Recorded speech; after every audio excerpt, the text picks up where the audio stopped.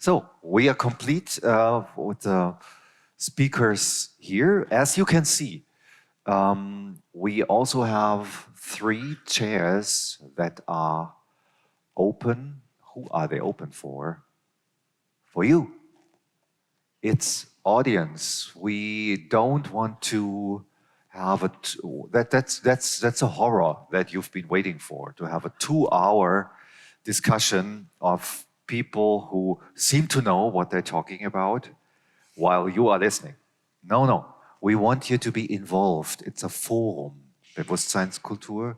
So anything that you think is of relevance to our topic can be brought in. Quick questions, just raise your hand and you will be presented a microphone.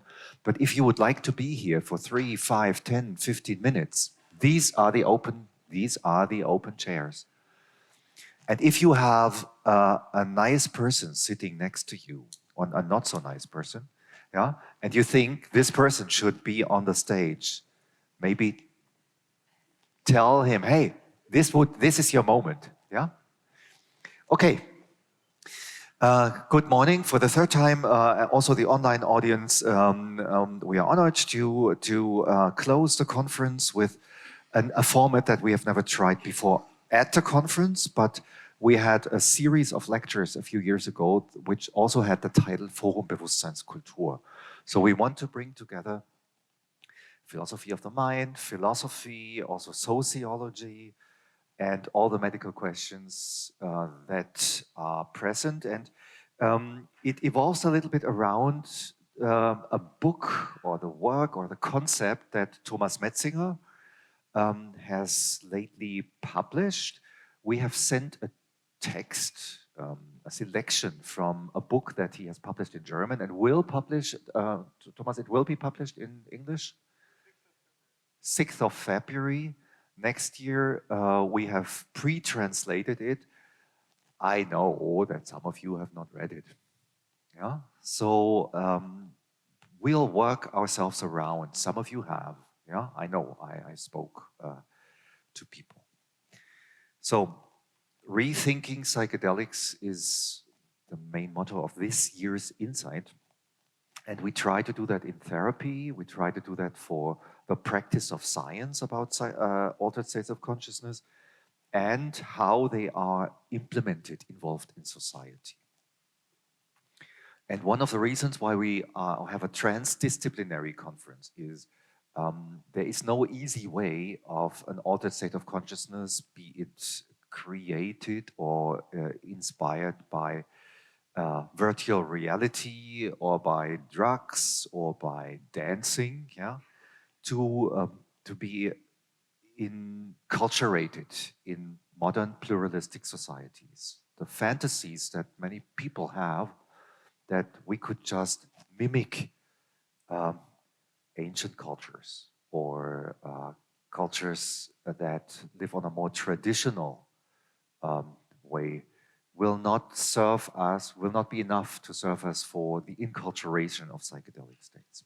So what I thought we could do, how we could start and what we could do in the next 2 hours would not only be patient. You've seen, most of you have seen that picture when I presented my little sequoia trees, which are 5 centimeters now. It will take a long time for this integration to happen. This is what I think we could do. Start with the concept of Bewusstseinskultur, try to understand it. What is it not? Also ask the question, do we need it? Yeah. And Thomas, you're going to give a little introduction into it. Yes. But then that's not it. Then the next block would be ethics and practice. So Thomas will be talking, when he's presenting it, he will be talking about ethics of consciousness. So some states of consciousness might be more valuable than others.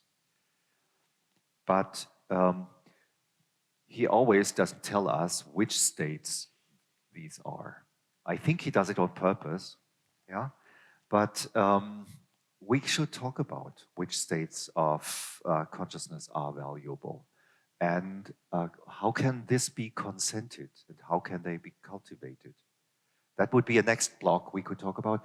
Then a third one would be change theories. There are far-reaching claims in the psychedelic history and discourse that if everybody would be in the MDMA state, what a world of love would we experience? Yeah? Or there are claims that if everybody would experience what we experience, who is we? Yeah, maybe things like the Ukraine war would not happen and things like that.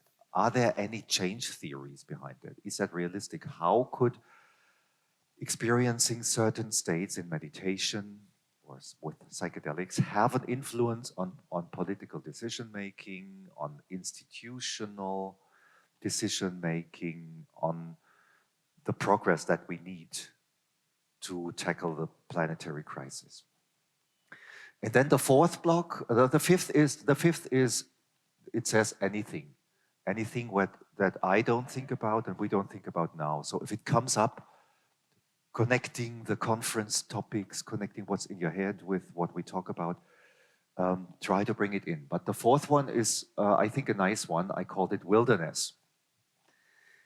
Wilderness is how to deal with the discomfort in modernity. Das Unwohlsein in der Moderne. Yeah? So a lot of people go to alternative practices because there is this feeling we are living in times that do not really are not really home for us.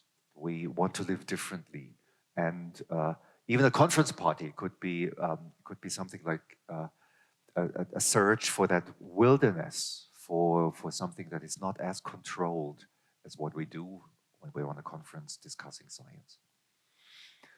Okay, I'll be actively moderating if I can bring things together, but maybe also people who are sitting here can talk to each other and chip in. Thomas, what is Bewusstseinskultur and why did you write the book now? So good morning. I will be very short. I'll try to be shorter than you because we have precious time. The concept of Bewusstseinskultur, the German speakers have that little blue book. The people who can read English have that 20-page excerpt from the book in English. Everybody can download it for free. So I will just briefly say what that idea is. The first component is that you take an ethical stance towards your own mental states. So I'm a philosopher. Ethics is a subdiscipline of philosophy, and in ethics in university, people normally ask what makes an action a good action, right? The consequences, the intention.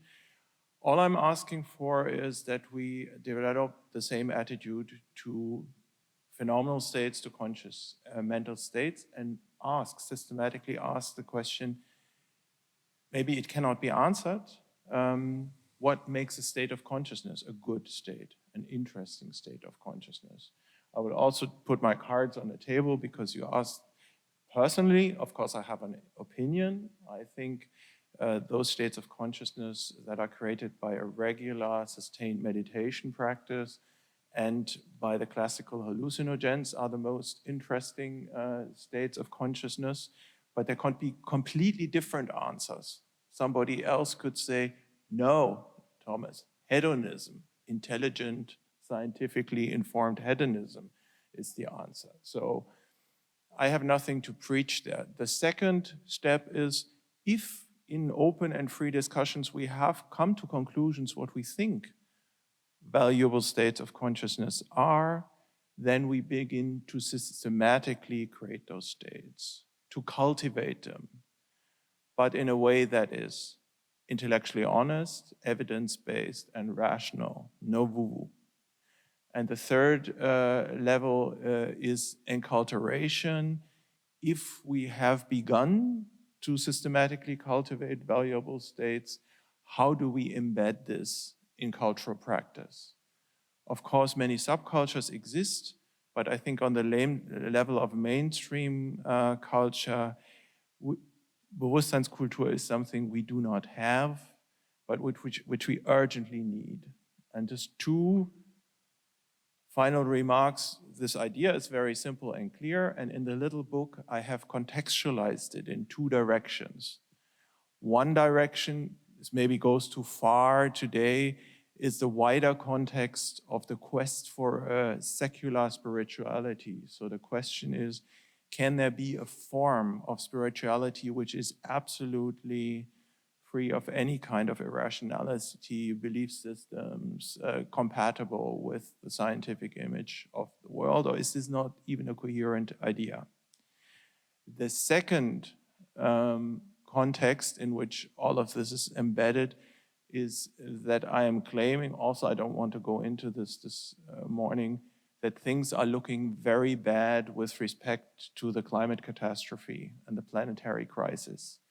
So we are having this discussion, we are having this dialogue this morning also in a very special historical situation. We have this, you all know it, the multiple planetary crisis, and things don't look very good. And a question, of course, is, can Bewusstseinskultur play any role in dealing with this situation? And that's all I should say. I think we should open it up. Thank you, Thomas. So could all of the speakers, which we have not introduced, when they're first speaking, give a little context to where they come from? Because also some people may be new, yeah? Yeah. I'm a retired professor of philosophy from the University of Mainz.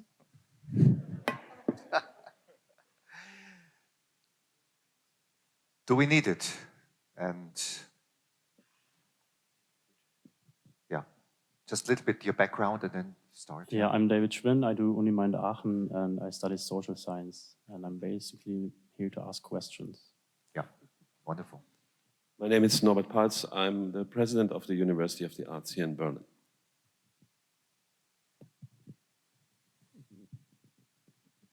I'm Andreas Weber. I am a biologist and a philosopher, and mainly I consider myself as a book writer, and I'm a disciple of Francisco Varela. So this is a connective point, because you also know him, you worked with him. And yeah, that's it for the moment. My name is Hauskeller. I'm a professor of philosophy at the University of Exeter in the UK, where we do a lot of research into psychedelics in the last years, increasingly so. And I'd like to challenge you on the emphasis on the Bewusstsein in a minute. Okay, my name's Chris Letherby. I'm a lecturer in philosophy at the University of Western Australia, and I'm trained in the philosophy of mind and cognitive science. My work to date has focused mainly on psychedelics, and in particular on a lot of the same questions that Thomas is interested in, to do with secular or naturalistic spirituality, and how to understand psychedelic transformation from a rational, evidence-based viewpoint. Okay, arguments. Do we need it? What is to say? Yeah. So, reading your text on Bewusstseinskultur, I've been struck by, on the one hand, the emphasis you have on the ethics and on the change in the world we need, but then with meditation and the focus on the individual mind and the state of one's individual mind, I think questions, how do we actually get to action? Is self-realization not something that we do by doing things, not just by thinking in the right way or in a better way, in a way that makes us feel comfortable in maybe a small community we live in? Isn't there more needed, such a call to action? How can a Bewusstseinskultur actually translate into a culture of self-realization through practice? So we have more in common than you think, because we both come from Frankfurt and we're steeped in the Frankfurt school. My mother was Habermas's wife's best friend when they were students, and when I was a student, all this stuff was just not radical enough for me. My theory was that you're in contact with political reality when you smell tear gas, and not when you discuss Adorno. So I understand, yeah, I have to say that I understand what you're saying, but of course, thinking is a form of mental action too. And some forms of meditation practice are a form of action too. And taking psychedelics is a very subversive kind of action.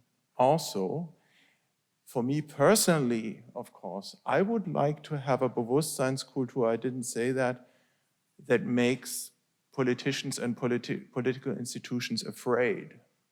I would like to have a Bewusstseinskultur that you cannot ignore and that makes a lot of people nervous. But on the other hand, one that has the force to integrate and to generate real progress. So I think you're making a very good point.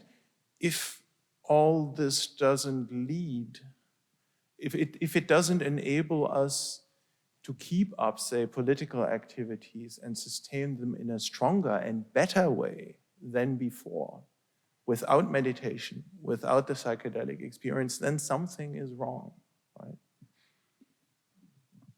Yeah, Andreas. Okay, so the rules are kind of like anarchic here. That's very good. Yeah. So thanks for both of you. It's very promising and interesting how we start.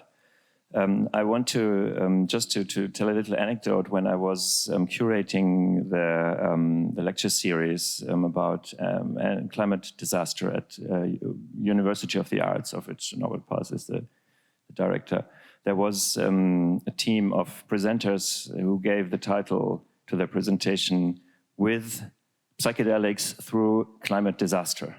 And it was a very successful lecture, so it was online, and they clearly said that what we need is the experience that our ego is not the last word, is just a perspective on the whole. So that was their idea, actually. So that was a sort of stance on a Bewusstseinskultur, if you want. And I loved this. I was a bit shy when they told me the title, and I was thinking, okay, how will this go down? But it was actually a very, very profound discussion.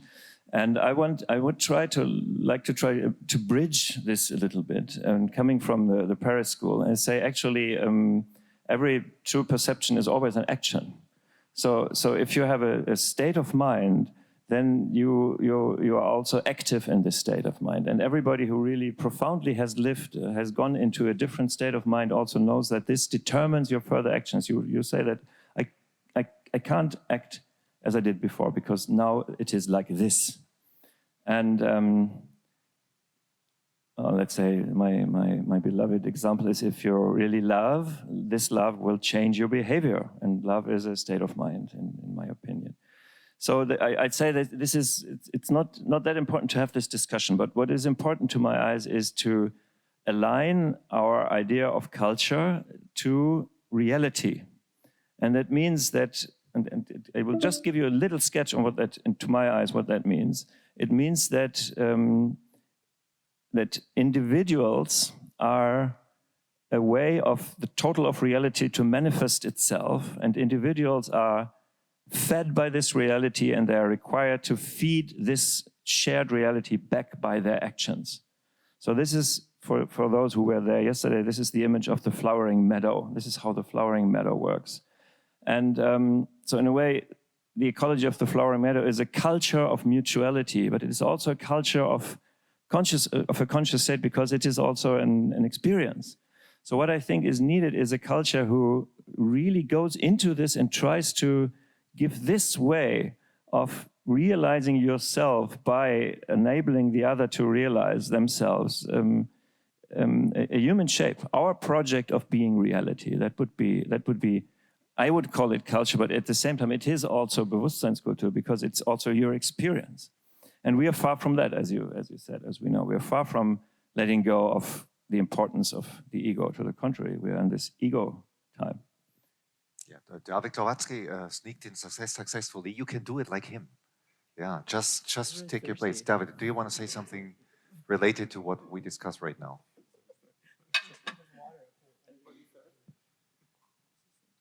Yes. Shift, push it up. Yeah. It's on? Hello? Yeah. Okay. I have a question about something I've been thinking about a lot it seems like the topics here, it's like you can't really talk about these devoid of a question of meaning, which takes you into a question of how you interpret the landscape around you to construct something that's meaningful for yourself. And I think when people talk about spirituality, that's what one thing people mean by spirituality, right? We talk a lot about love. You mentioned love, for example. God is love. And Thomas, I'm interested in what you mean by the woo. So if you, like anyone here, I'm sure what happens is you have all kinds of discussions with people and everyone places all these scientific caveats. And we know from theorists like, Althusser, for example, that ideology constructs something that has things outside of it, right? So like, there's always a blindness to an ideology. And it seems to me that the blindness of the ideology of science as a tool that we use for sort of systematic inquiry about nature, that is the blind spot, is the woo. And it's really interesting we do this. A lot of people talk about the woo, and you're like collapsing all of everything, the whole multidimensional parameter space of the whole thing into woo, which is like not a very scientific thing to do, turns out.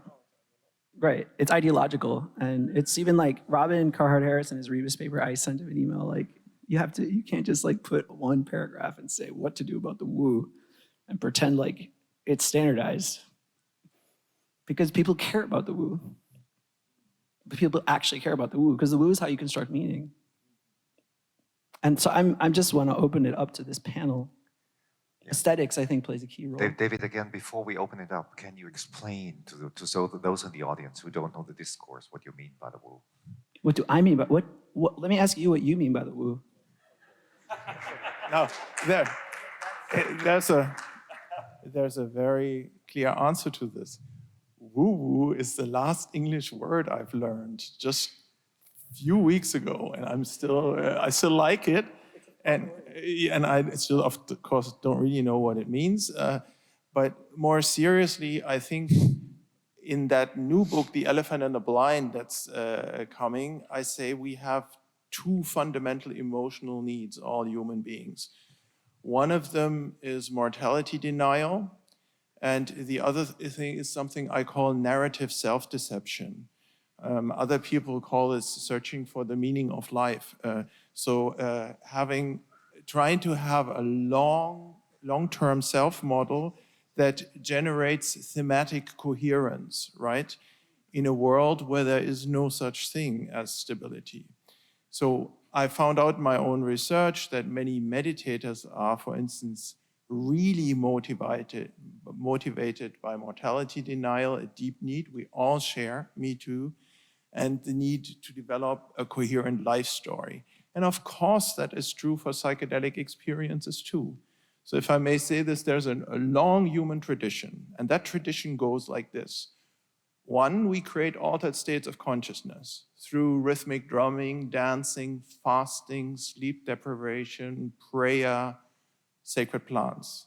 Two, then our brains have created new models of reality, and then we interpret them as we please. So for instance, I now know that consciousness can exist independently of the brain. Right? That was our deep need. So there's this constant temptation to have fantastic, What? I don't know that. I don't even believe that. But I'm saying a big motivation is I have had this psychedelic experience, for instance, and this now metaphysically proves that, There's life after death, or there's a deeper meaning. And something most people also, just to make this concrete, conflate is meaning, the property of sentences and words. Events do not have meaning. Events just happen. And the experience of meaningfulness, which we all know, we all have deep experiences of meaningfulness. But that doesn't automatically mean that you can speak of the meaning of the physical world or metaphysics or anything. So I hope I'm making this clear. And there is a way you can slip into it. And woo-woo, I think, is when you deliberately do this, when you cultivate altered states of consciousness, and you know you do this in the service of mortality denial, and you decide yourself to use this as evidence for what you wanted to believe all the time. Thomas, I'm challenging you and the group on that. So this kind of constructivism, or maybe make it more realistic, social constructivism, because I am not aware that there was ever a human being who constructed the world on herself, himself, without being influenced by large narratives that existed before herself. Yeah? But are you saying that there is no way to link the narratives that we create in altered states or in everyday states to some structural or processual meaning that the living world has? Are you saying that it's just deliberately done? I do not want to talk so much, but a statement like the living world has meaning. I'm an analytical philosopher. This is an empty statement, you know. Sense is linguistics treatment. Or an analytical philosopher. Yes, of course. Yes, of course. And of course, the living world enables deep experiences of meaningfulness, which I know very well, which I think are valuable. We describe them as experiences of meaningfulness, but I think it needs a little more conceptual clarity if we want to take this serious. But I don't want to talk so much. There's so many people. Could I just, am I on? Yeah, could I just attempt a little bit of clarification on the term woo? I liked that in the end, Thomas, you said woo-woo, because the first point I was going to make was woo-woo is what you call it when it's really woo. But I think one way we can think about woo, which is a bit broader than the definition you gave, is it's just stuff that is not evidence-based, you know, beliefs, metaphysical beliefs that kind of are quite fanciful and go beyond what the available evidence and arguments support. And so the comment that the woo is how people make meaning, I guess the central conjecture or hope at the heart of the idea of a naturalistic spirituality or secular spirituality that Thomas and I are both very interested in is that how people make meaning isn't exhausted by the woo, that parts of how people make meaning from these kinds of experiences and practices go beyond the woo, understood as what is not evidence-based and what is not evidentially supported and maybe flies in the face of the evidence. Now, none of that speaks to these concerns about the meaning of meaning, right, that Thomas has raised and that I share, but assuming that we just take for granted that we sort of know what we mean when we talk about making meaning, the hope is that there is something in these experiences that doesn't involve evidentially unsupported metaphysical beliefs that is at the heart of how meaning is made from them.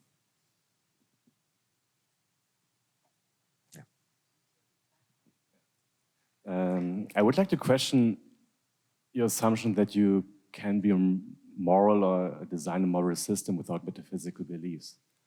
Because if a human being engages into any kind of moral behavior, there needs to be a reason for that. And in the end, the reason for that is that being a moral person is the better life, is living the better life. It's better to be moral than to be not moral. And this is a metaphysical belief. It's a metaphysical belief that the world is structured in a way that punishes me for immoral behavior and hopefully, sometimes not, makes me successful with moral behavior. And this is also a religious statement about the world, because it means the world intrinsically is good and just to some extent. And this is not an empirical fact. It's a metaphysical statement about reality. I want to bring the discussion back to psychedelics. Besides having the climate crisis, I think that we are at the front end of a major social change, and that is with AI. And AI taking over the left side of the brain much better than we will ever be able to accomplish. And that, I think, throws all of us into an existential redefinition of who we are, what makes us human. And I think that what we are learning in psychedelic experiences about that potential of the human being to heal itself is a very important part of what we need to look at and inform our culture about. When we have a physical injury and you go to the emergency room, the doctor will help remove any obstacles to healing of the body, taking out splinters or putting in some stitches. But the body heals itself. And I think what my observation is after 40 years of being with psychedelics is that there is also a healing potential in the soul, in that deep being that we have on the emotional, spiritual level, where we can heal and move towards a much higher state of health and wellness and cognition, understanding, than our medical informed model of psychotherapy, for example, allows for. And I think that what I'm interested in is looking at what are we learning and what are we observing during the psychedelic experience that can inform our thinking about psychology, psychotherapy in a profound way that we never had before. This huge amount of subjects that have gone through psychedelic states and have had their own experiences. And the question is, I think for all of us, what are we learning? What are we learning about the psyche, about the potential to heal, and the potential of being human? Would you accept forms of self-healing that, in a social sense, would be considered complete woo-woo? Like somebody heals herself, himself, by, I'm making up a story that is well known to you as stories from the psychedelic field, by engaging with aliens from a planet who enter their body and repair their cancer. Well, that will be, I think, something we're going to explore the next 10 years. In the States, the Congress is now considering alien activities.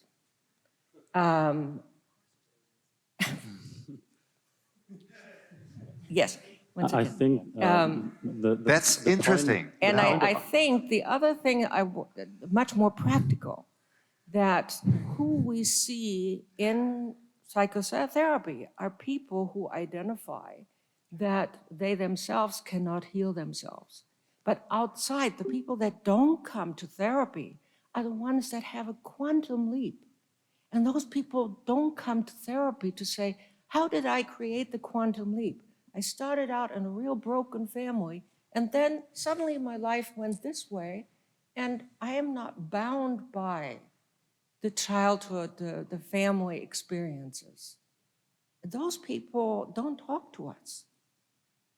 And I think those are interesting people to also study, like what is it in them that they could take a quantum leap and have a different life experience? I think the point of interest here is the subjective experience, and this whole emotional, spiritual space is a subjective experience, like also the discomfort in modernity. And I think the problem is how to connect this to science. I spoke to Gerhard Grunder yesterday briefly. The paradigm shift, the paradigm right now is a reductivist program, humans as epiphenomenon, and this negates, I think, relevance of subjective experience to my understanding. So I wonder how this relates to Professor Hauskeller, your talk yesterday. You said that there is a need to take serious the philosophical exploration of self. And I wonder how much of this relates to or if this is the source of the neuro-existentialist predicament. And about subjective experiences, I wonder, so in social science, it's qualitative data, and the measurability, so it is in a sense evidence-based. I would say that any subjective experience is in itself a form of measurability because it is a possible state of mind. I would wonder your opinions on that. Did you say any subjective experience is a positive state of mind? A possible state of, Yeah. not a positive, a Yeah. possible state of mind, just because Yeah. it is experienced. And this is in a sense a way of being measured by a subject. And then we are again in the problem of subjectivity. Yeah. Who wants to respond to? Yeah. Oh, there are many people. Norbert hasn't said anything before. Yeah. I'm very interestingly listening to what is said because I'm doing this running an art institution. We are on a day-to-day basis confronted with all these problems of subjectivity, fear, and a lack of resilience. And in the course of the discourse that I am having, mainly with the student body, emerges a concept of a safe space. This is a kind of a blurry idea of an external instance that is non-systemic, that is somehow taking care of individual well-being. And I was very happy that the term of Bewusstseinskultur could be a passage to give back a certain form of autonomy and a certain idea of practice, how a form of resilience and a different way of dealing with the crisis that we're facing today could take place. Of course, it is not so easy running an institution to propagate the use of psychedelics as a valuable instrument, but I think we need to find a systematic way of how we give back some form of an individual autonomy in addressing the issues that the students facing today, social delamination, and so on and so forth. So that's why I think it's very interesting to really look at the broad spectrum of scientific and subjective passageways to address this issue. Yeah, so before, you're all fired up, I know, but before you answer, are you saying, Norbert, just to clarify for the audience, that you're in block 2, ethics and practice, I guess, yeah? That a valuable and desirable state of consciousness would be to be able to care for yourself in the presence of adverse events, feelings, stress. Is that what you're saying? Yes, and absolutely. But I would also broaden it up to what has been said before. There is, of course, a positive perception if it is not only based on your individuality, but also through productive interaction with others. And but it is very much about having a stand in the situation now and then exchanging that with others, and less about a form of very kind of blurry idea of what this kind of healing instance is coming. It is, and I think you have to bring it back to a form of day-to-day practice in which you somehow achieve a different approach to facing the future. Because I can see, depending on with which student I speak, there's a gradual degree of dystopia taking place, and I think you have to put it into a perspective that allows you to do and then interact with others. Who is next? I would like to say something on this. First thing maybe, I'm a philosopher, I'm not an analytic philosopher. I really do think that the experiences we have and the meanings we construct are not just something that happens in me and my brain. I think this is always a communicative process in exchange, not only, but also through the background experiences, past experiences, the culture we are in, the forms of meaning making that are obvious, that are offered, that other our peers, our friends, the other people we need to live, that somehow appreciate, validate, where we are in exchange about making meanings and about our subjective feelings. I'm not going around saying I'm X and nobody else actually thinks there's any point in this. We are permanently in a discursive process, in negotiating this. So you might have an experience, you tell it to somebody, and if everybody else says, well, that's just nonsense, think about it the other way, you will actually start doubting your experience, and that's fine. There's nothing wrong with that. That's probably one of the things that keep most of us a lot of the time sane, that there are other people who sometimes just roll you back in. And sometimes you shouldn't be rolled in. Sometimes you actually need to stand your ground. This is how we can achieve change. When many of us, not one, it always needs many who agree that change is needed. Yeah? And for that, a certain state of mind is an existential condition, and psychedelic experiences too are not just in the mind.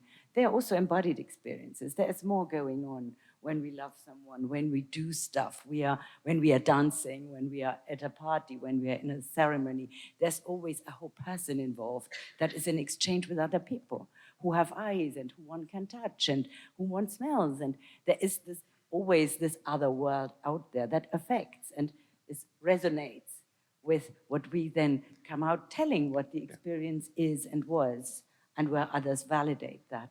So this context of reason and meaning, I think, as a social practice and as in our society, I think the critique of modernity as a wrong form, a problematic form of a very narrow understanding of reason and what is rational is a big part of the problem here, where we need to open up our understanding that human beings dream and they have an unconscious and they have feelings that are often irrational, yeah?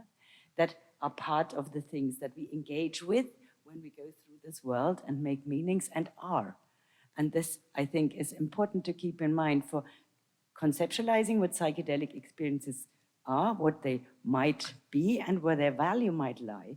If we think about this being togetherness, that's why my talk was on connectedness. I really think this is an important part to bring up here. When we are talking about what's wrong with this world, how might we actually bring people together to act on changing it? Christine, because forum means also listening to others. Yeah.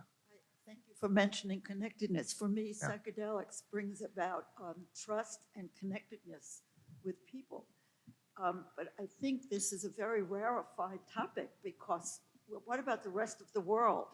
I'm American, and daily we are hearing about kids, young kids, because of COVID and isolation, that the suicide rate amongst these kids up to 14 years old is almost 1 out of 2, and that there's a tremendous mental illness in the young people because of isolation. So what I see is in meditation, you become more aware and mindful, but we're dealing with a population of the world that's mindless, that's unaware. And so when you take a person that has gone through a psychedelic experience and is open and more resilient, what world is that person now living in? And how do you put those two worlds together? It's like taking a mentally ill person, putting him in the hospital and sending him back to the same environment that created the mental illness in the first place. And that was from Abraham Lowe in the 1940s who said that. And I think that you have to pay attention to the fact that the awareness that comes from psychedelic use, which I think is fantastic and is healing, how does that go? How does a person who's been in psychedelic treatment go home to a family that doesn't understand that at all? How does that help? And how do you bring the family up to understand it? So I think we have to look at a bigger picture of the rest of the world. I mean, I don't know if I explain myself. Thank you, thank you. So appealing to everyone to be a little bit shorter so that more people can say something. Yeah, please. I'm gonna say one thing and then I'm gonna sit down. And I think we need a little bit more like youth and yin up here. So I hope whoever fills my seat is someone that's fills those criterion. There's this thing about science that's really interesting, which is that it excludes the possibility of anything that only ever happened once happening. Has to be reproducible, right? That's the method. And so it excludes miracles. And this is why the start of like the Big Bang is such a problem, because it's like, can't reproduce it, right? So it's the fundamental miracle. I can't remember who said, give me one miracle, and I'll explain, was it Laplace? And so there's no reason why things can't just happen once. The stuff can happen once. Like, why does it have to happen over and over again? And stuff that so it excludes miracles. And healing is a form of a miracle. And I want to believe that I have miracles in my life. And we all do. And that's the irrational. And so I think your point about AI was great, because I think it's going to throw the question of what, like Commander Data in Star Trek, right? Like if you haven't watched Star Trek: The Next Generation and you want like the best narrative about AI, you should watch it, because it's about Commander Data. And so he can do everything really, really well. But the one thing he can't experience is irrationality, which is emotion. And I had this really interesting moment where I realized that ChatGPT can write my code faster and better than I can. A little bit shorter, David. Like, right. Make a point. And I asked myself, well, why do I write code? It's because I have. Yeah. Yeah. I see. Andreas wants to answer. Thank you, David. Yeah. Yeah.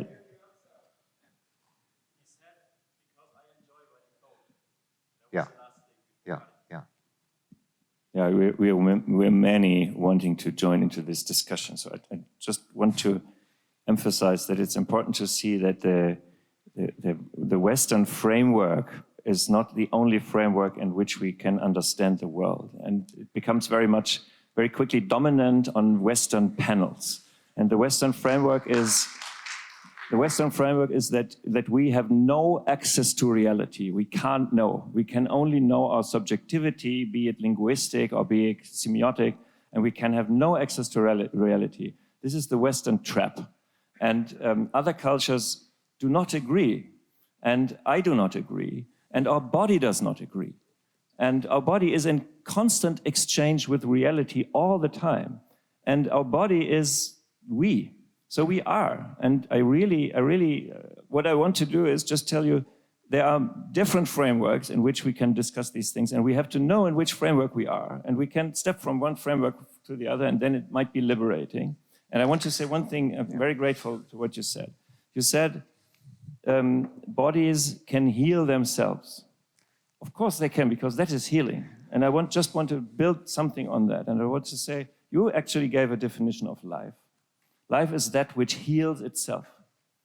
You don't need anything more.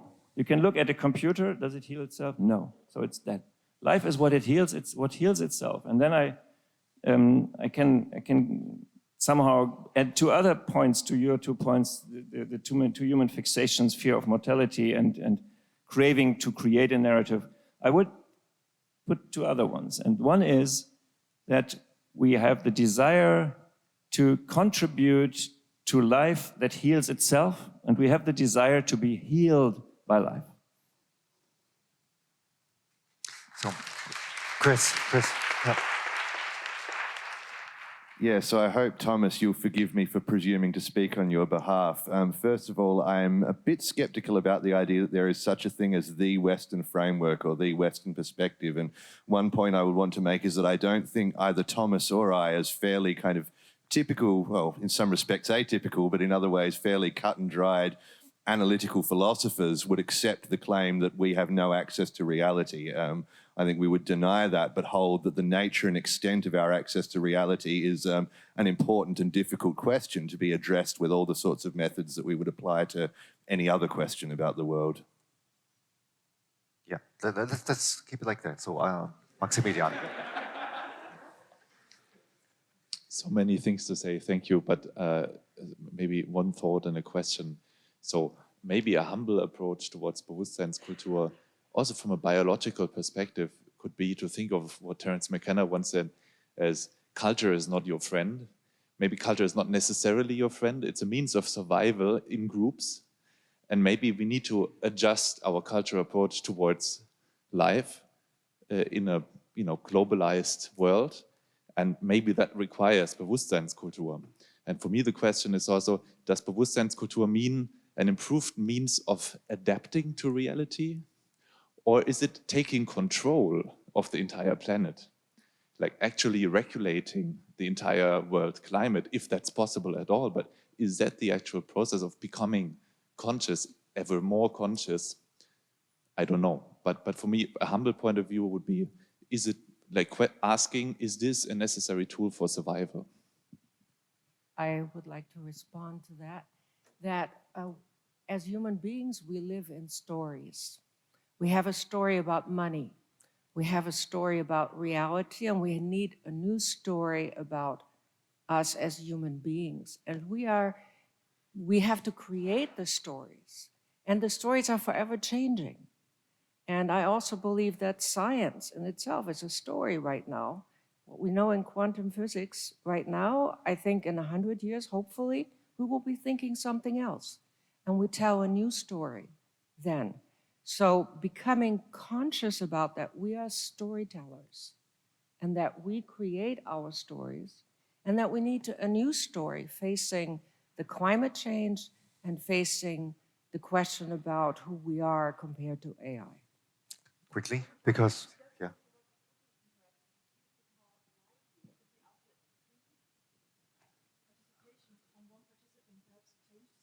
I'm going to do something in 3 minutes. I'm going to insert a break and talk about if we are content with how we do that. But moderator, going a little bit to the structure, and also I think speaking for some things that have been overlooked. So are many of you really saying, because the psychedelic experience creates narratives and creates rational and irrational states, that accepting anything that is there is the solution for anything? I heard that several times. So when I was giving my DMT entities narrative, I heard the answer, yes, maybe DMT, maybe aliens exist. Yeah. So, and I don't want to discuss that, but I want to discuss, do you really think that we do not need a way of deciding what is rational, what is acceptable in public dialogue, where we can make decisions about? Is that what the part of the psychedelic experienced audience says? So just breaking down public consensus, which is, I think, there in traditional societies, which is there in all those societies. Have only I heard that? So it's hard for me to imagine connectedness and community without rules on how to decide what is an acceptable way to go forward for the community. I have heard that. That's a concern that I have. Yeah. Yes? Please, yeah. The mic went away. Thank you very much. Yeah, I think that's a very important point to me too, because I think it points to mistrust, and a mistrust that might have been evolutionarily necessary and is now holding us back. This is also the point I came here to say, I think. And for me personally, every time I do override that mistrust, I just go into trusting it. Usually good things happen, also bad things happen, but kind of, I feel like with drugs, we could try to cultivate a more easy sense of trust emotionally, and then see if we need maybe less rules. You see, like if you trust everybody else. What is the we?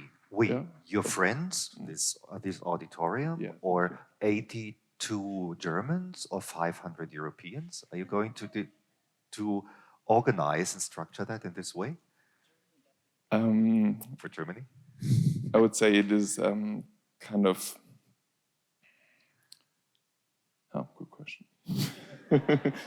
I would say it's a tendency to keep the rules in check, to not get stuck in concepts.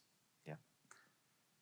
So there are at least two different questions we can distinguish here, I think, in the exchange that you just had. And one is it good and beneficial to have an attitude of emotional trust, as you said, during a psychedelic experience itself? But I took Henrik to be raising a slightly different question, which is it sensible after a psychedelic experience has subsided to have an attitude of total, unquestioning, epistemic trust towards it? In other words, uncritically accepting all its apparent deliverances about reality. Was that sort of what you were driving at, Henrik? Yeah. Yes. And they are quite different questions. I would just like to call for humility on your own knowledge on possible states of mind, because I see this as one important point in the discussion of, you know, very weird and bizarre experiences like aliens, and to see them as possible states of mind, I think can keep it kind of on the ground.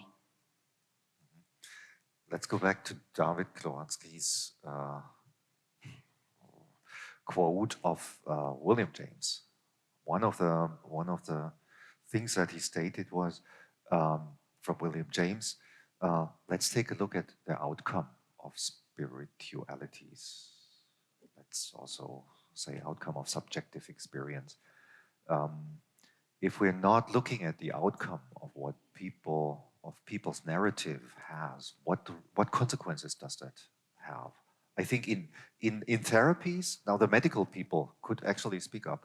We always look at the outcome of what patients experience. Is it serving them well? Yeah, helping the patient to do something in an environment. And if that biological social reality check is not done, where are we? Yeah, that's the question. So I know just making a little time, little break. So we are 1 hour into our discussion. It's going in different ways. So I would like to have a feedback from you, but also from you. Do you want to go on like that? Do you want to go on like that? Are you envisioning another form of using the next 60 minutes to discuss Bewusstseinskultur? Maybe 1, 2, 3. Yeah, please. Huh? Yes, please. Yeah, Marie. Thank you. I just wanted to say earlier there was a call for more youth and more female participants. And Norbert Palz, you said something about the safe space that I just wanted to get back to. I think there is no such thing as a safe space. There are safer spaces.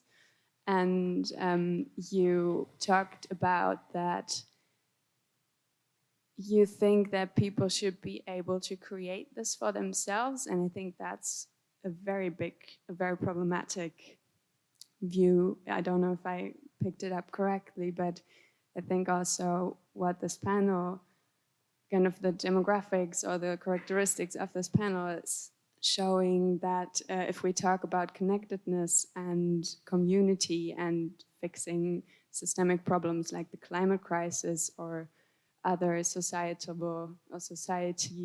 problems, I think it's really important to address those issues. And I would just there is basically no topic that I feel less comfortable talking about as a woman than philosophy. And it's really difficult for me to speak up like this, but I think it's really important. And I would just like to encourage people that feel like me to go down there.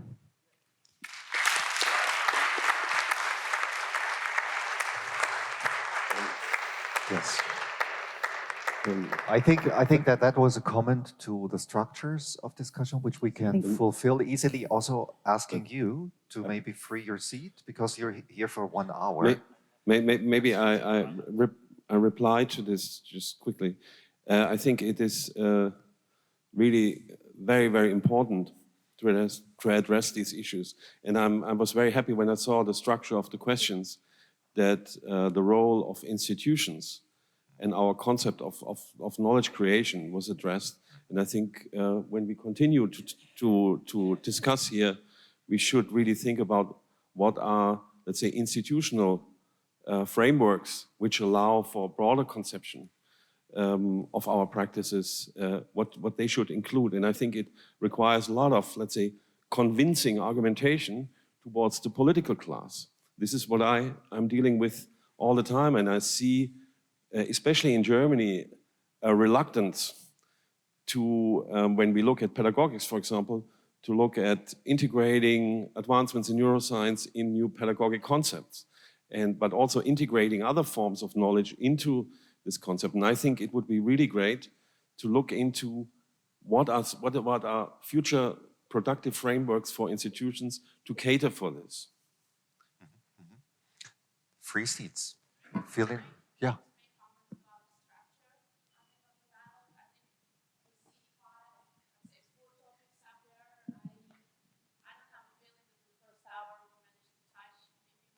And a bit. Thanks. And I just think that's, again, it's a panel discussion, so things come up and things kind of go away. But maybe as a structure, maybe it would be helpful more hear from the audience, specific proposals, specific ideas they would like to discuss, and then the panel would comment more on that. Because my feeling so far was that one of the panelists was making a comment, and then 4 other people felt that they want to share a personal view on this particular comment. And maybe that would be helpful to include more of the audience, but that's just my view. Yeah. So you are free, obviously, you are free to come up here or to ask a question. So it is well taken, also Marie's question. These are open seats. People can come here. You can ask naive questions. You can ask academic questions. You are invited. My role is also to yeah, thank you for coming. Yeah. Yeah. So let's go on. Let's stick a little bit to the structure, because I know that talking like that, we could also have 3 days of forum discussion. I think we touched a little bit on what could Bewusstseinskultur be. Some people were making proposals on potentially ethical states. I heard connectedness a lot. I heard self-care from Norbert, autonomy. I heard other stories, yeah? So should we elaborate on that a little bit, the ethical states of consciousness, and maybe not leave the epistemic questions, but connect them to these questions. Which states of consciousness are valuable, not only for a person healing herself, but maybe also for society? Should we elaborate on that a little bit? Yeah. So.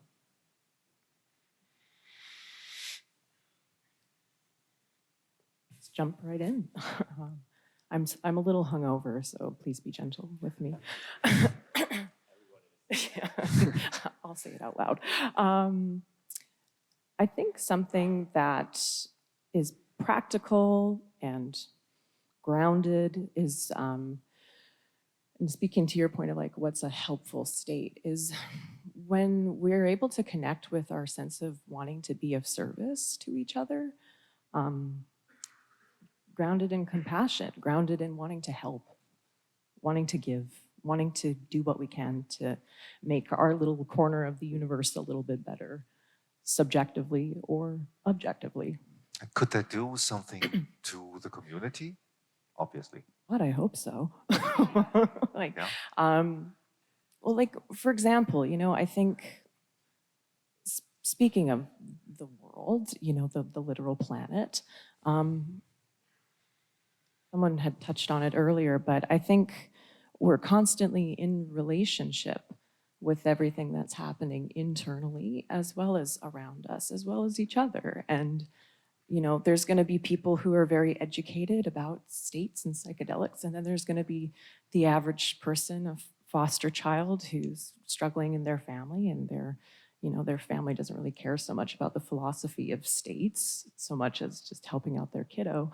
And so that's where I think we can help just come teach that to people simply, whether it be through our professional endeavors or just in our personal relationships, that if we can help people come back to this being in relationship, and how that would trickle out to, hopefully, and this is part of a lot of the philosophy of different indigenous communities in my home, that it's not just person to person, but person to planet, how we actually take care of our garden or our yard or our little sequoia trees or, our community, our water. And so I think, trying to loop it back to your point, I think a helpful state is one of selflessness, one of giving, one of wanting to be helpful. And I don't think we have to make it too complicated. Thank you. My moderation is not completely chaotic. I know that some people have talked a lot, so I'm trying, in absence of enough time, trying to take some people who have not spoken yet. Yes. Framework for finding that, and it's from a German sociologist called Hartmut Rosa, called resonance theory. And no, what are you talking about right now? What constitutes a moral state of mind? Somebody wanted to answer directly to Kira's state, so please, please, yeah. You wanted to say something? Not directly. Yeah. Yeah. So if there is, I think I heard a lot of yes. I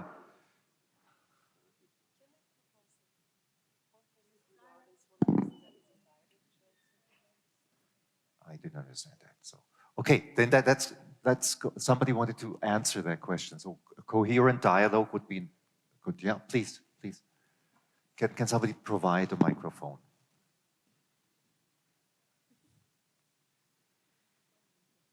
Hello, I am. Thank you for your comment. I like it a lot. I was just thinking in my mind, I'm always making this reality check of whatever we are having as a mental state, whether that could in any way cause, again, what we had in Germany 80 years ago, because there was also an altered mental state, so people going crazy, having a sense of purpose, being even selfless, but perhaps for a very weird purpose. So I'm always trying to make this reality check of, could this mental state at some point lead to an evil dictatorship where we also lose our sense of purpose? So I would like to add that on top of what you are saying. Yes, a very, very important remark. Yeah.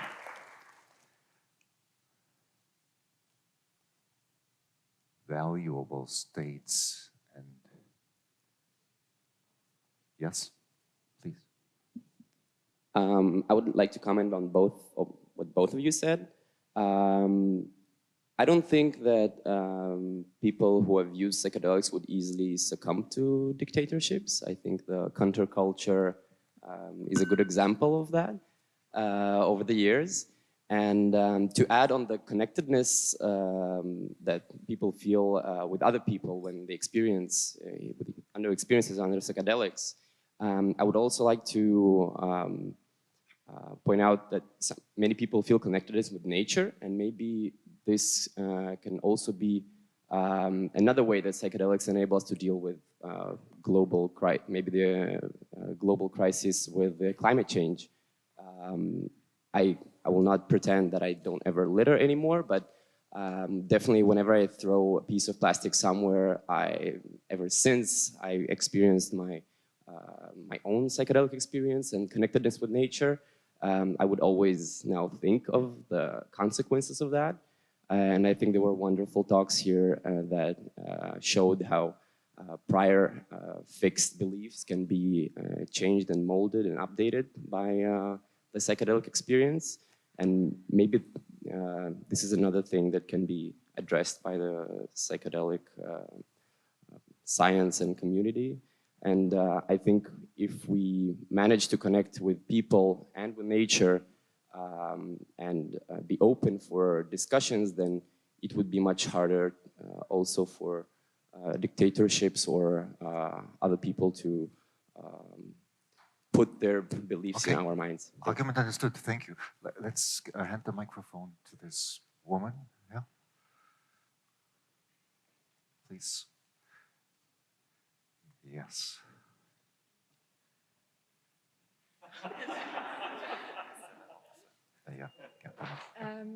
Yeah, I just think that now we sit in this room full of people who have thought so much about psychedelics and who are so open to this, but sometimes I wonder if we forget a bit the reality check. Like there's so many people that live in big cities, they don't even get to go out to nature once a week. And I feel like just even connecting through nature by, yeah, making people go out more would already be a big thing. I just, yeah, feel like sometimes there's also simpler answers, and I feel like it's very far away from reality to think that lots of people are gonna start taking psychedelics and have, yeah, get enlightened and or realize that they should live much more eco-friendly. So like the question I would like to pose, I guess, is what are also other ways that we can get into states of minds that you were talking about that are selfless and connectedness with others? How do we reach these states of mind? Okay, in so, more simple ways? Yeah, thank you for your valuable contributions. So I know that I frustrate a lot of people now because the dialogue is really going on. We have at least 10 people showing up here, and a lot of people here wanting to say something. So I would like to take you, then give it to this group again, and then the others who have shown up here. Thank you, Kira. Yeah, hello. I'm a bit nervous. I'm actually a nature therapist, so I find it's it's a very dear topic to me, like the connection to nature and also the connection to self and the connection to other. And this is something that it's a very charged topic that we are discussing, and it's very complex. And I think it's very important to find ways to bring things kind of down to earth and make them very simple, and yeah, find ways that people can, in a very grounded way, reconnect to nature, reconnect with themselves, and then also be able to reconnect to each other. And I think that would solve a lot of problems that are often discussed, but that are in the essence very simple. Yeah, I heard connectedness, I heard service to community, I heard simplicity, a motivation for simplicity, make things simple. Make things more simple and make things more, down to earth in a way. Yeah. So, like, Patrick. yeah, and less woo-woo, more groundedness. Thank you. One small comment, I think it's very valuable to pick up on the things that have been said whenever a new person is speaking, so I really like that. And I want to add to what has been said, although I really appreciate, of course, connectedness to nature. I think it's an important state. I think it would also be a mistake to believe that we would all just have to go more into nature and the planet crisis would just dissolve by itself. So I think another important state would be a connectedness to our own political motivation. I see a lot of political disengagement. And yesterday we had this talk by the Sprint, the Federal Agency for Disruptive Innovations. And my hope is that also through psychedelics we can become politically more engaged again and feel that we have an impact with our actions politically. Yeah, thank you. So Patrick, what Patrick is doing now, he's linking these states to a hope for a theory of change, which we have not talked about at all, is the fact that Patrick or Thomas or Chris evolve their love for nature. Could that possibly have a consequence on a societal, on a cultural, on a biological level with the needs that we have for survival at the moment? I want to push us a little bit into the direction so that we have something to follow here, because we are 20 past 12. We have 40 minutes. Is that something that you want to go discussing forum? Please, you wanted to say something? Yes, it's trying to connect a few things. It's about safety and about the inner healer, I think. We all know, and I'm trying to talk from the holotropic paradigm of breathwork also, that we try to set certain boundaries that are healthy, that help the inner healing process moving towards wholeness. And what I was thinking about is we have certain dimensions, and you talked about the change. Where do we want to make the change, or if it's grounded? You talked about meditative states. So, and in a global crisis, we're looking for effectiveness. So the effectiveness on the physical plane, or the mental plane, or the emotional plane, or the energetic plane, where we can place the attention, where the effectiveness is the greatest. If you look from the causal plane, which goes into the physical plane to create the change, is this the place to look? And like meditative states makes this process more easy. So I don't know if it's really a question, but maybe to connect where we can find the connection between these states and the effectiveness on the change we make in the different dimensions. Thank you. Would like to give it to some of the panelists before we give it to the audience again. Who wanted to say something related to that? Maybe I can say something to that, and also to the other question about who's the acting group. And the University of the Arts is very proud. We are educating teachers for primary schools, but also for gymnasiums. And I think there is a territory to be explored, that to reach a broader bandwidth within society, we need to include these type of thinking processes to really activate change, regardless of which class they are, because this is the big advantage, and this is why we are so proud. We reach the whole society. And I think we need to change the way we educate, and the sensibilities and the formats in which we teach, to create a greater compassion, but also a better understanding of who we are. And I think that will be a very important aspect for my understanding, to follow up on this road, to really look at how the next generation is interacting with the world and what we provide for that. Thank you. So Christine and then Chris, please. Yeah. I would like to comment on these questions about how can we actually achieve change. So when it is important at this point to realize that the meanings we construct are everything. We have ideologies about psychedelics that have been sort of planted, such as it is something about the prohibition of psychedelics has something to do with being against hippies and stuff. That might be true for a particular country at a particular time, but there is nothing in psychedelics that makes them as such particularly left-leaning. There is huge, shall we say, right-wing use, if that makes any sense. Is a lot of conservatism. It's conservatism, and with that I mean, for example, sexist, racist, colonizing attitudes that happen within the psychedelic space, and people in a vulnerable state of mind might latch on to problematic interpretations and meaning-making. The meaning-making and what kind of meaning is made really matters. So the Bewusstseinskultur and this question of how do we interpret, how do we therefore also, what positions are we acting on, how do we judge things? Really, this is critical for whether there is change coming that is positive change. And just going in nature, we have this idealized idea of nature. Nature isn't necessarily nice. Yeah? Being actually in nature, there could be not only crawlies on your legs, as I reported yesterday, there might be actual animals, there might be really bad weather.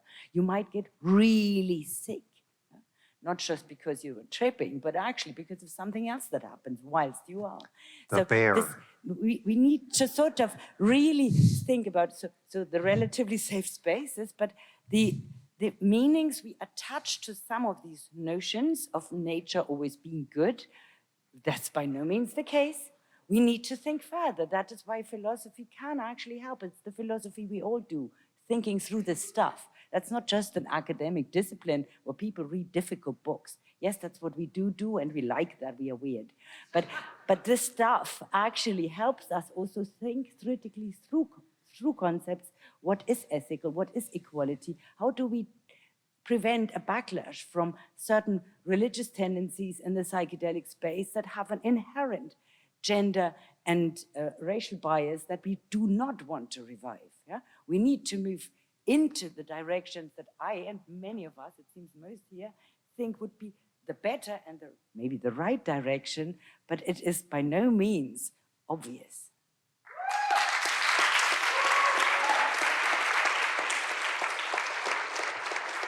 Okay, for the next minute still, I want to keep it here because people came up and also have one statement by each person who came up so that we have more diversity.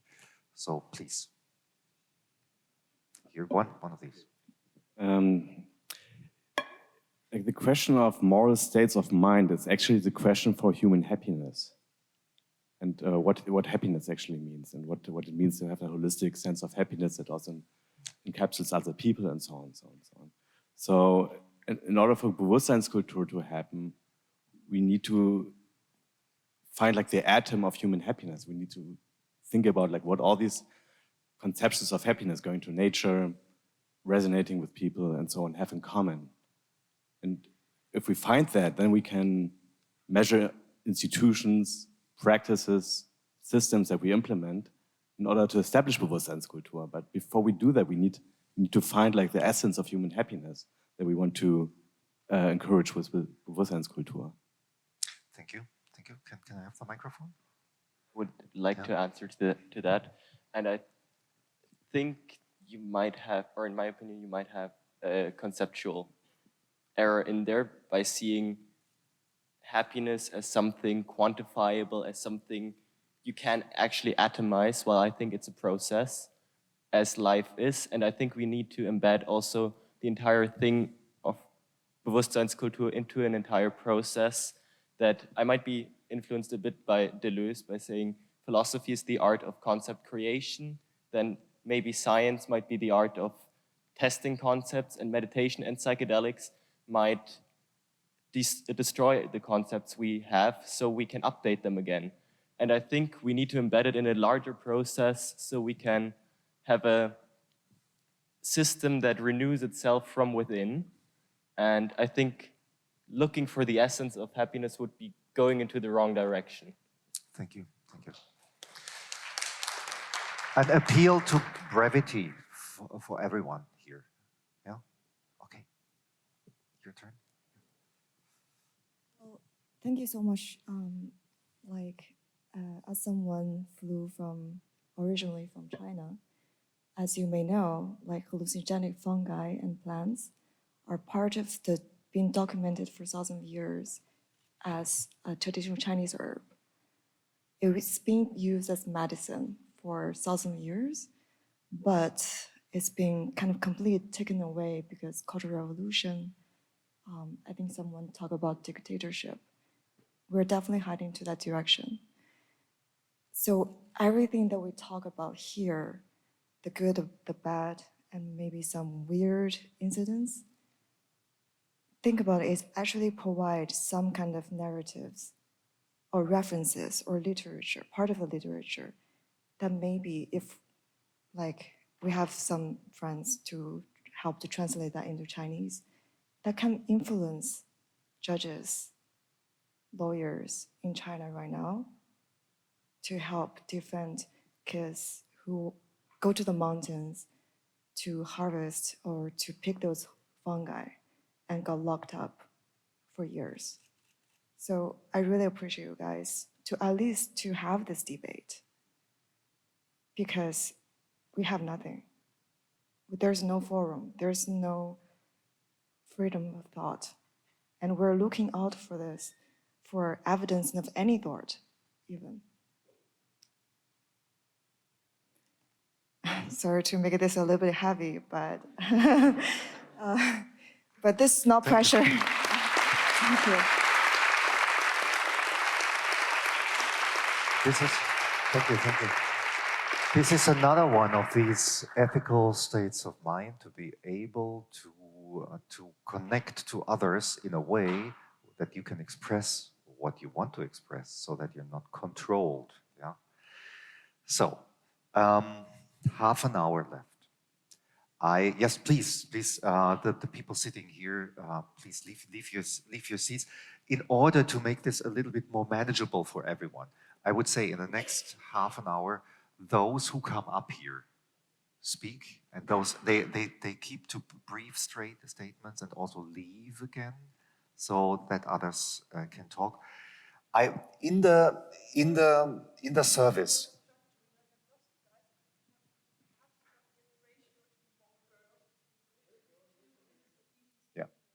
Yeah. So, in the service of our discussion about Bewusstseinskultur, relating it to Thomas and Thomas' book, in the last half hour, I want to focus our attention on can we really change the things that need to be changed in the world? Can altered states of consciousness add something to how we need to change in the presence of sixth mass extinction, climate crisis, and so on? There are vast claims in part of the psychedelic discourse. In the medical field, it's the clearest thing. Yeah, so somebody's coming to us asking our service as therapists, and we make a good job or not with psychedelics or without. That's a pretty clear thing. But when it gets out there, mass consumption of psychedelics by millions of people, could it add something to changing any of the problems? When yesterday Erik Schäffner from Sprint talked about their mission, we want to give money to people who make big change in the world. Build a 300-meter windmill so that we solve part of the energy crisis. Obviously, in connection to the climate crisis. Is there something that you would say constitutes a rational change theory from all the states of consciousness to anything that is needed out there? I actually believe that the change should start from ordinary states of consciousness as we reconceptualize the idea of self, and starting with non-pathologizing like the multiplicity of the psyche.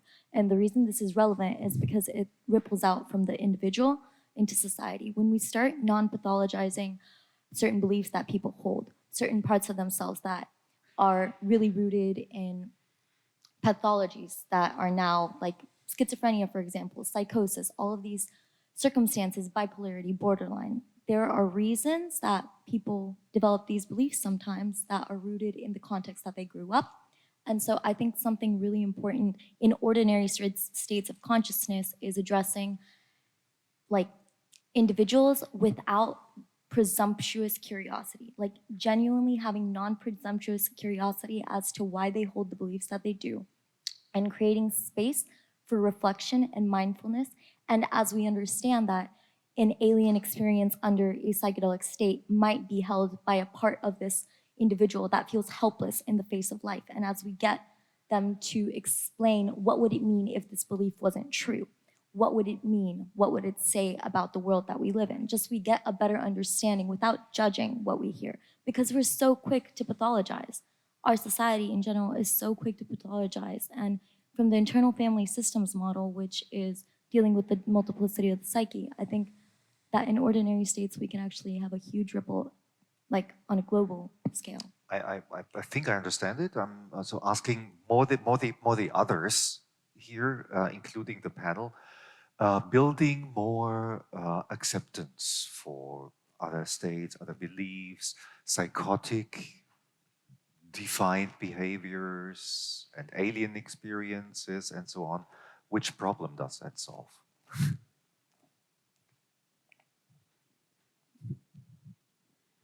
Thanks, Henrik. Yeah, I just wanted to respond to the question you raised previously. Is there a chance that if these experiences become more common and millions of people are having them, that it could actually make some sort of change to our social and political situations? And I just want to point out that that can be treated very simply as an empirical matter. There's a really interesting opportunity. You know, a lot of thought would need to go into how exactly to frame the question, but as more and more jurisdictions sort of one at a time start to liberalize psychedelic use, it would be possible to design interesting studies to look for correlations between, you know, increases in psychedelic use and certain policy changes and various, to the extent that you could measure and kind of operationalize them, actually look for correlation, you know, in the same way that we've got all these large scale survey studies purporting to show that people who have lifetime use of psychedelics are more likely to engage in pro-environmental behavior and less likely to engage in, you know, other behaviors. We could actually look on a jurisdiction level at whether more psychedelic use correlates with certain sorts of pro-environmental policies or cultural changes or whatever. Yeah, thank you. I like to maybe follow on your points. I think it's an interesting research. I also think that as a society in general, and it's coming from a person trained as an engineer in physics, so very logical degrees, we are so focused on developing progress in technology. We really progressed in technology enormously in the last 100 years. How much did we progress in the human consciousness, in ethics, in moral dilemmas in the last 100 years? My view that not as much as we did in technology. And that's where I see the culture of consciousness that should be cultivated. And there are multiple methods for that. Yeah, one of this is ethical discourse and maybe meditation and other methods. And some of it is psychedelics as well, right? And multiple people sitting here because they had a certain experience with substances. But also, let's put it honest, like it's certain privilege because it's illegal in most jurisdictions. So while all of us are here, but criminals, right? So, and shouldn't be efforts towards legalization and decriminalization of substances be part of this movement of talking about more about consciousness, so more people have opportunities to have those experiences and judge for themselves and engage in this discourse knowingly with the information that we have today or some other people have, and have it more, more democratic, because now it's kind of like this small group of people says, yeah, we tried it and now I have the truth and I'm the prophet, right?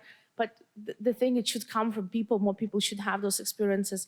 And you talked about the educational system, and I would really love that in our educational systems, also we would brevity. teach. Can you make a summarizing statement? That we in our educational systems, we also teach ethics and meditation as a part of curriculum together with mathematics and physics.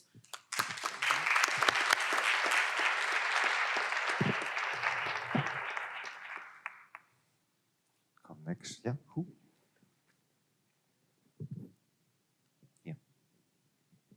Well, I think regarding to this, we have to consider that enabling a Bewusstseinskultur is a really exhausting and also painful process. I think it's like a therapy, and also on the therapy on the individual level and Bewusstseinskultur on a more common level with many individuals.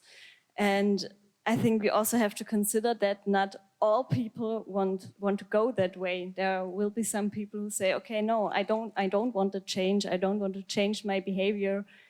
And yes, so I think we have to consider this, and maybe we also make some mistakes, and we will find it out in the future that not every insight we get from psychedelics or meditation is right. Sometimes there's also bullshit.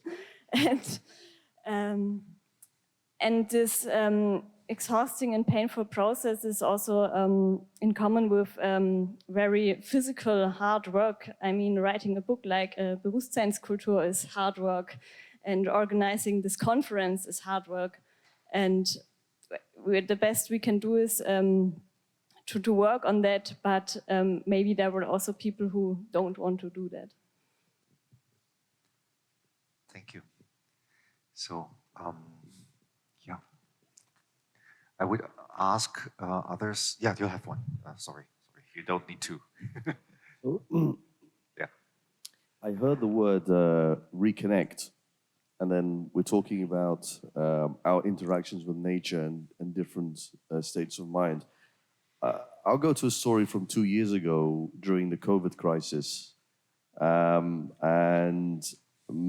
I think every single one of our members or friends and relatives were having some form of nervous breakdown, marriage problems, trying to teach their children. And they said, "How are you guys doing?" I said, "We've never been better." They go, "Why is that?" I said, "I don't know. Let's compare how our perhaps environments are different." And it all came down to was we decided not to spend our money buying a house in a rich area, living in a 60 square meter apartment, but going to a less well area where we had a garden that's 400 square meters. And our children did not reconnect with nature. They connected with nature at the very early age. So for me, it's how do we take those experiences of not being with nature and trying to reconnect with it, but at the very beginning, connecting with nature and being one. And that's the reason why we decided to send our children to a forest school, where they will only be outside and very limited time inside to actually connect with nature and be one for elevated minds of consciousness, which I was able to achieve because after suffering from long COVID, I heard many reports and spoke to many people, and everybody who had awareness and was informed about the benefits of neuroplastogen said, "You've got to take some psilocybin."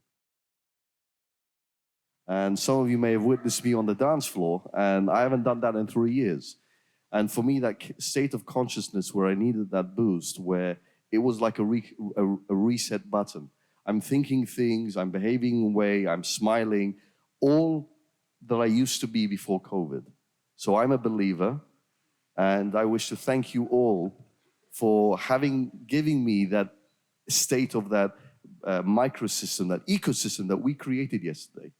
Because that's a type 1 experience of so many different levels of consciousness that I will never forget, and I will be using in my quest for the sake of humanity and our connections and civilization. Thank you. Brevity, please. Thank you. Thank you.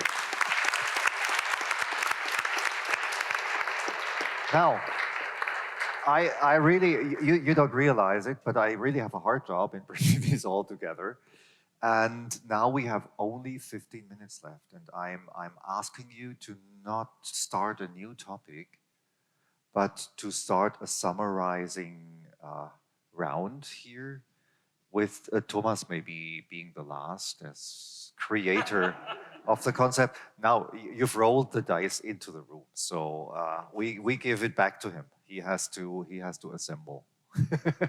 So maybe all of those who now speak, I want you all to speak, care for brevity, care for summarizing your thoughts, care for the whole endeavor that we tried to reach in these 2 hours. Yeah. I'm happy to contribute to that summarization. I think we've touched upon the topic of implementation a little, talking about the educational system, for example. But I think it's very important also to ask the question, why have these experiences been de-implemented over the course of history? Was that adaptive and useful for some reason? We just don't know for a lack of historical research on it. Or was it actually a problem that led us into the catastrophes that we now face? That's, I think, a very important research question also, because these states were embedded into certain societies, not necessarily nice ones with death cults and all that stuff. So I think that's very important to anticipate. And the other observation I just had is, I think there's a lack of an anthropological perspective. I don't want to bring it in, but it's not just about observing ourselves, but also observing our closest relatives, other primates, because you can learn a lot about the human condition and our faults, because we're quite similar to these. So, thanks. Thank you.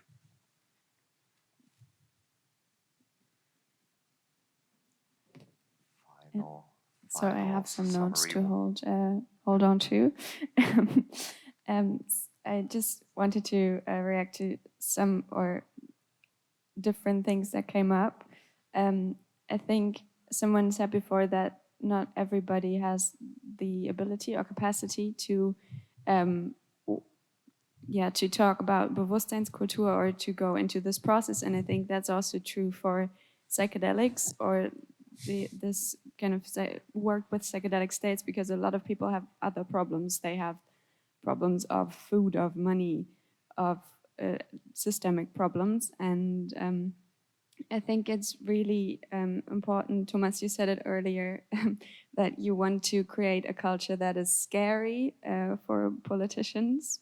And I think that has a lot to do with privilege, and I think we can do more as an organization to touch on that. And also, Professor Hauskeller, you said it about the right-wing rise of psychedelics. So we have this in our community. Of course we do. It's everywhere, and I've also seen it on this conference. I've seen neo-colonialist, sexist, racist vibes. And I think it's really important that we talk about this and that we have some pretty uncomfortable conversations, because I think it's at the base of what we want to do. And if we want to solve all these problems that are on this list, I think that's at the base of all of that. And I would just love if we as a community can put more work in to address that. Thank you.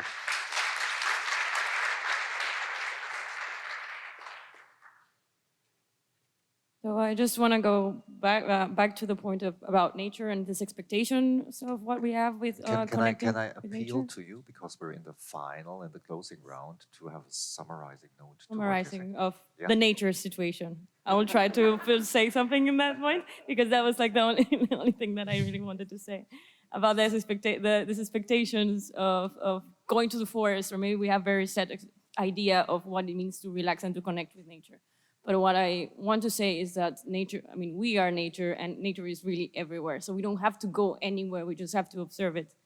Because it's not about like going to the sea and see the nice birds that we like, but it's also about, you know, like the rats or the cockroaches that are also part of the nature, and then we just, when we can accept nature as it is, and not without the judgmental view of if it's pretty or if it's not, but if it's just the way it is, I think like that's already a good start into accepting nature and us and humans as part of that nature, and therefore being able to transpose those ideas of having less judgment and just more acceptance.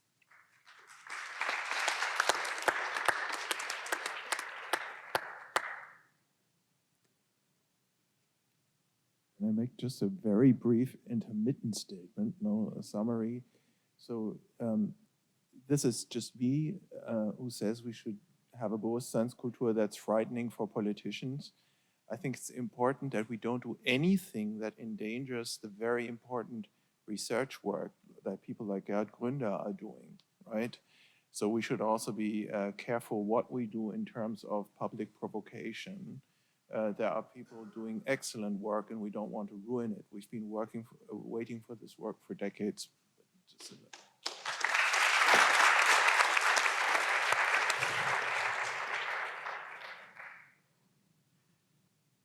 Also to try to contribute to this, to summarize a bit. When we speak about the culture of consciousness and that psychedelics can be a powerful vehicle to that, in my opinion, we should then also start to speak about how could be a culture of psychedelics, of the psychedelic experience. And the actual situation is, first of all, it's illegal, and second, it happens in the form of psychotherapy in the room of a psychotherapist, which will not lead to this mass event we speak in terms of change the society and creating a Bewusstseinskultur. And I'm sorry that we have no culture of psychedelic experience anymore. Of course, we cannot copy ancient rites like for example, the Eleusinian mysteries, which have been in old Greece for about 2,000 years and which boosted like the whole culture explosion of ancient Greece. We don't have something like that, but what could be a modern times culture of psychedelic experience, which does not only happen in a psychiatrist room?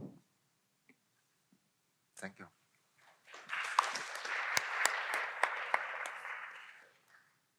Yes.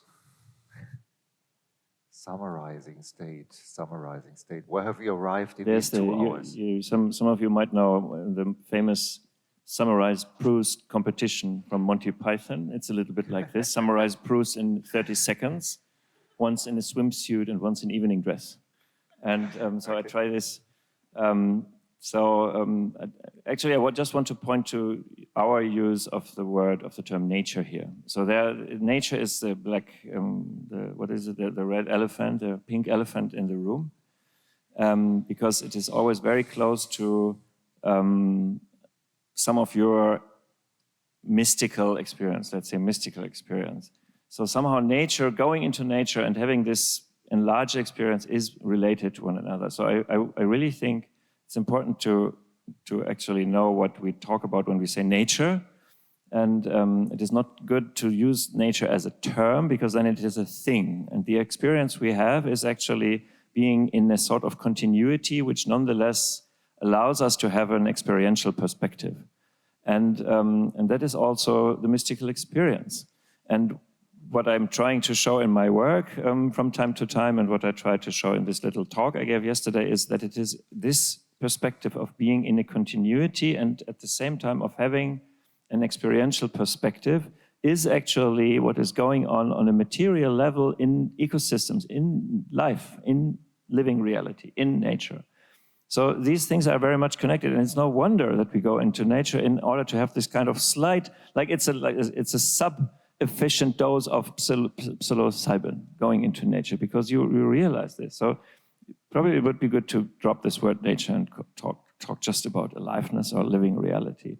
And I think in all this discussion, the core of this is having this experience of being a perspective, but not necessarily the one around which everything revolves, and being in a continuum. And then again, and this is where I'm grateful to Kira, who you pointed it out so well. And again, in this experience, feeling that this is an act of mutual giving. And if you talk to people who have these profound experiences, you will often find this, that the core is this awe that obviously something is just given to me and to the world.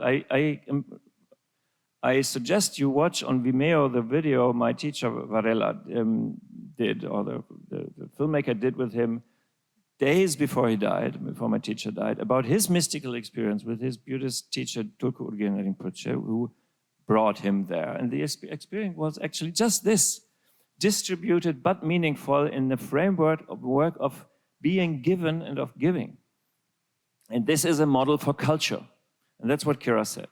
This is a model for culture. And if you look at ancient cultures, at indigenous cultures, this is the role of humans in those cultures. They have to manage the giving.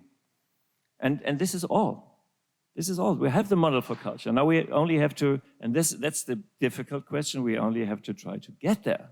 And there were people not letting us getting there. But that's another question. I think, so thank you for underlining this. This is it. It's doable, and it's experientiable.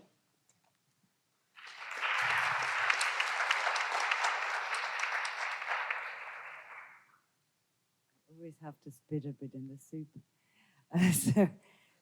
Even in summarizing? Yes. Yes. It's a saliva soup anyway. So the issue that came up earlier about, I was really struck when you said this about China, and you sort of put a massive burden of responsibility out. And of course, none of us individually is responsible for any of this. On the other hand, always shirking any responsibility, never works, and it makes us these little wheels within a big machine that are supposed to function. My discomfort with the psychiatrization of psychedelics is that they become part of, and they do the same in religious use and in party use in a strange way, of actually being used as somewhat very nice pacifiers. Things that you can do that make you feel good, hopefully, or make you go back to work on a Monday or after service or after your treatment was successful, and be this useful person that you're supposed to be, or at least not causing harm and friction. And there is a way in which I think the politicians might not even get angry in a world in which work becomes less. It might be one way of keeping people silent. And that is actually something I am worried about, that there might be a sort of increasing, letting people have their weed, you know, let them do these things so that they actually don't do worse things and don't kick up a fuss and make things difficult for those in institutions of power, and there are big institutions with a lot of power that actually have something to lose if people really change the way they behave in their everyday life, not just sometimes consuming an illegal drug and thinking this is great and somewhat frivolous, but they're actually changing everyday behavior towards each other, towards the planet, towards their consumerism. If psychedelics become part of the consumerist system, be that on prescription or be that somewhere else, they actually lose all the potential power that we like so much to ascribe to them. And I want us to be wary of this. That is not a very nice ending statement, but I end on this anyway. Thank you.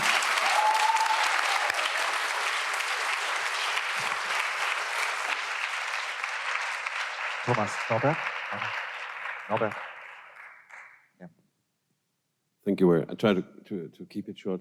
So I was very happy that at least the issue of an institutional distribution was raised. I think that the culture of consciousness should be more integrated into the structures of education. This will require structural change, structural means, money and people who do this.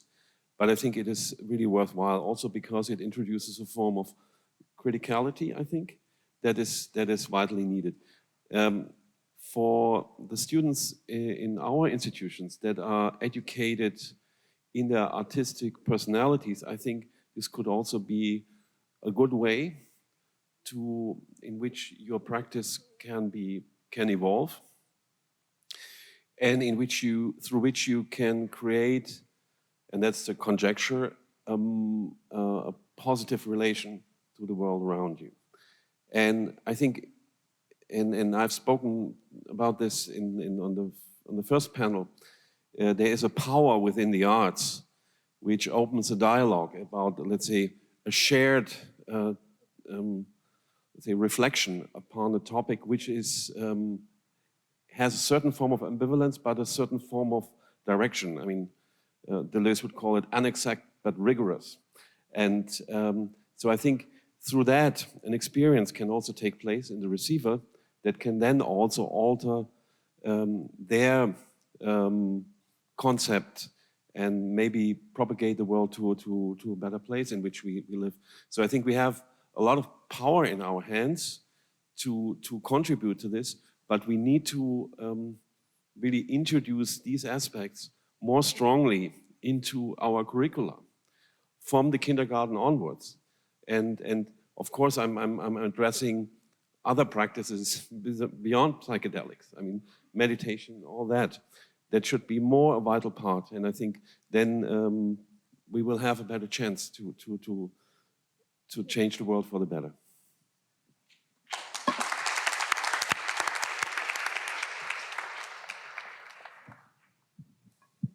Okay, that's a bad job.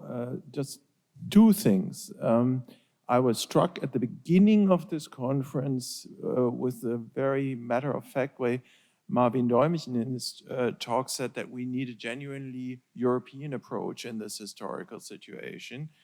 And he said there is this one extreme of a counterculture and this other extreme in the Anglo-Saxon model of commercialization. And then I thought, what's wrong with counterculture? That's one voice in me.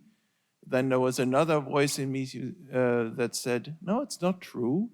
The Anglo-Saxon way of dealing with the psychedelic renaissance right now is commercialization and religious delusion. And then there was a third voice in me that said, yeah, but be honest, there's a lot of religious delusion in the counterculture too. And I think you made it very clear in your talk that we really have to find a new way that is genuinely informed by Aufklärung, evidence-based, rational approach without losing the more subtle and deeper aspects of everything. Two, I think one thing that is very obvious for me after the first 7 months of discussions this little blue book has caused, and after the discussion we have just had right now, is we cannot all meet physically so often. We need some kind of platform where we can continue this debate in a more structured way. And maybe it would be good if all of us, when we go home now, we think about how this discussion that has, just like in the last 2 hours, how it has started, how this can be continued in a way that is meaningful and also yields results. Thanks.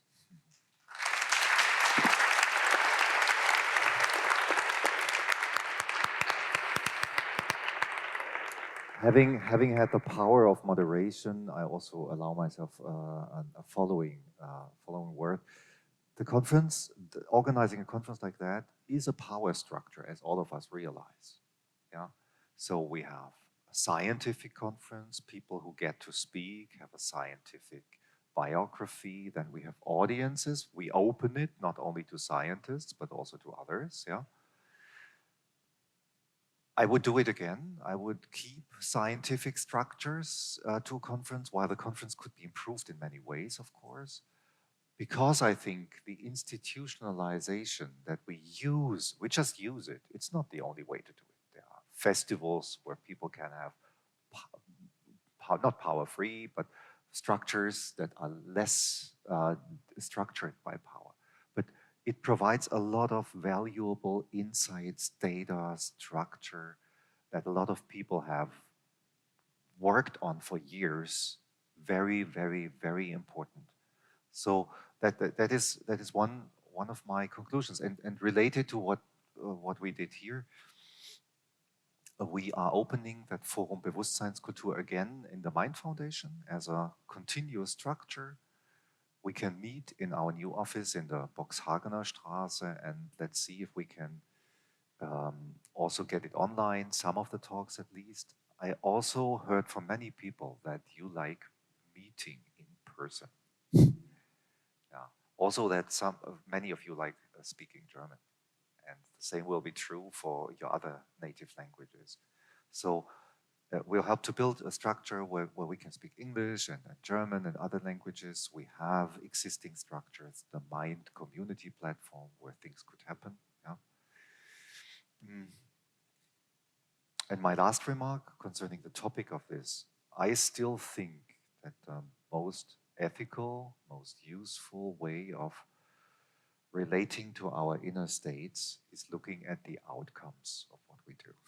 It's a very boring thought.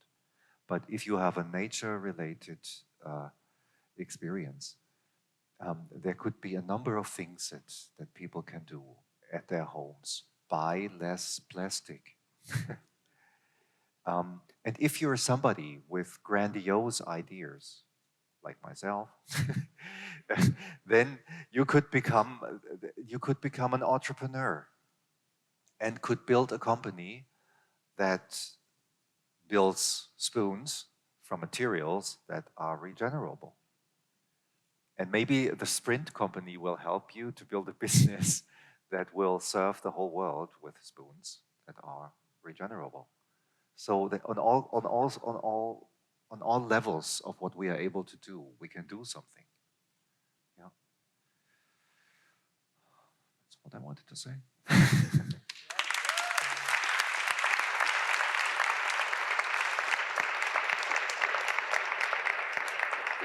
Now, one appeal to us, because I know that the Sunday mood is always leaving, we have one last job to do. That is... those people who put months of their lives into making this possible, the whole team, right?